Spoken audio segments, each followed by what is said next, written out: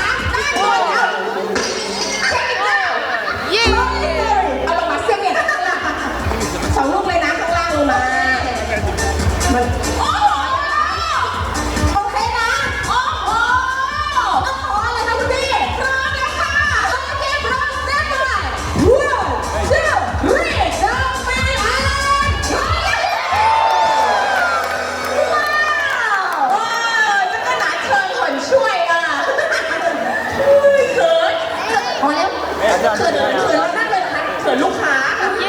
เขินเหมือนกันนั่งรอเนอะไม่เอาเขาเห็นเรื่องเขินจริงๆของเขาทำไมคะเป็นอะไรพี่โชว์ค่ะนี่ค่ะมีอะไรขอคะลงมาของแก้พี่เทรนเนอร์โอเคพร้อมค่ะ 1 2 3 up and kiss come on จุ๊บ They used to explain their love to trainer by kissing จุดตั้งค่ะพี่สเวทได้เหมือนกันโอเคพร้อม 1 2 3ไม่ได้พร้อมไหมคะคุณพร้อมแฮชแท็ก 1 2 3 up จับมือกับพี่เทรนเนอร์ได้โอ้โหลีลาดีเน่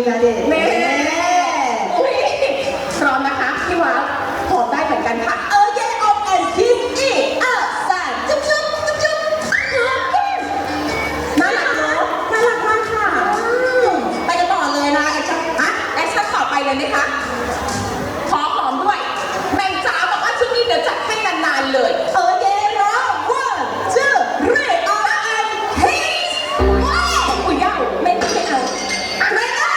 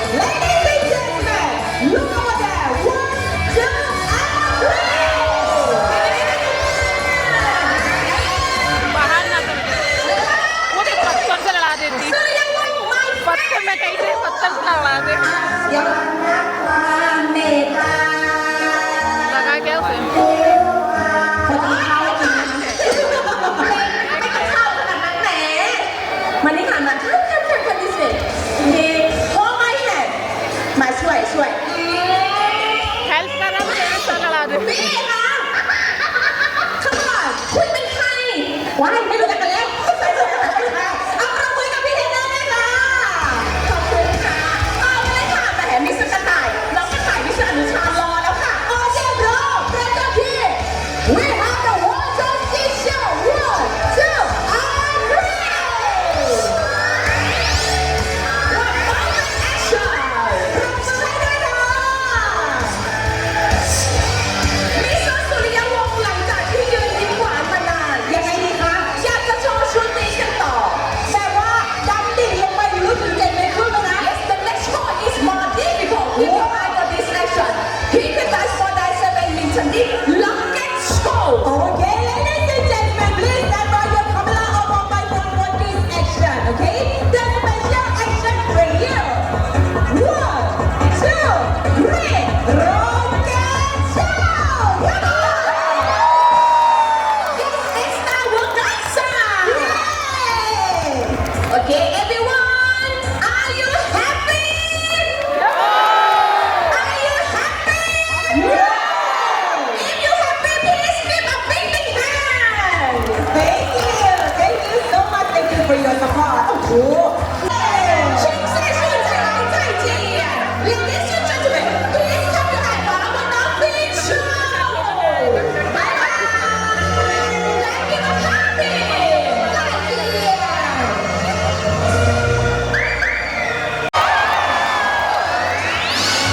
Please welcome Dolphin. Hello. 4 ซุปเปอร์สตาร์ดาราน่ารักของเราพร้อมกับ4เทรนเนอร์กันค่ะใช่แล้วค่ะก่อนอื่นเราประจำที่กันก่อนแนะนำชื่อก่อนว่าแต่ละคนมีชื่อว่าอะไรกันบ้างค่ะ First of all, I would like to introduce our superstar to you starting from นาเดชน์ค่ะมาริโอน้องยาย่าคุณหมอและคุณพายเพชรค่ะเป็นไงคะน่ารักน่ารักมากเราสองคนอ่ะอ๋อช่วยยิ้มพร้อมกันแล้วเดี๋ยวให้กระโดดโชว์ตัวกันสักนิดหนึ่งค่ะ Let them jump up on the water to the big hill come on ยิ่งใหญ่ให้คุณกายเอาของเชี่ยวจ้า One more time once again Ishi Lisa Cecilia thank you for your support ขอบคุณมากค่ะ ต่อกันดีกว่าค่ะ ต่อกันเลยค่ะ เดี๋ยวส่งไปทักทายหรือว่าขึ้นมาจากมือดีคะทักทายแม่ฟังดีเลยนะทักทายโชว์ซุปเปอร์สตาร์ของเราดีกว่าว่าตัวใหญ่ขนาดไหนค่ะโอเคเดี๋ยวเอา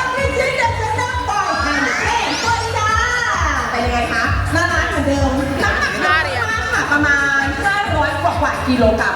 तो ये मम्मी को दिखाओ, मम्मी देख रही है। Okay, on the left hand side, this car, show me your hand, please. Say hi to the dog, please say hi.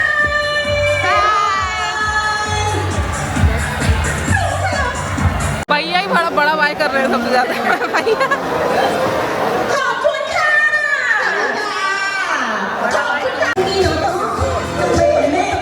เอาสิค่ะจ๋าพี่ขาเดี๋ยวเราจะส่งพี่เทรนเนอร์นะคะแล้วก็ซุปเปอร์สตาร์ของเราไปด้านหน้าสไลด์เอาท์ค่ะ Okay, this time for say thank you for everyone. Thank you for your support. Ladies and gentlemen, please say hi. คุณลูกค้าท่านไหนต้องการจะถ่ายรูปกับน้องโลมาจบการแสดงยังซื้อคูปองถ่ายรูปได้อยู่ค่ะ ใช่แล้วค่ะ1คูปองต่อ1ท่านนะคะในราคาเพียงแค่700 บาทเท่านั้นถ่ายกี่รูปก็ได้ค่ะ Ladies and gentlemen, if you would like to take a photo with our superstar มีความสุขทุกท่านสุขภาพร่างกายแข็งแรงนะคะโอกาสหน้ากลับมาพบกันใหม่ค่ะ दूसरे शो के लिए जा रहे हैं। ये dolphin show हो गया, हम टाइम पे पहुंच गए थे।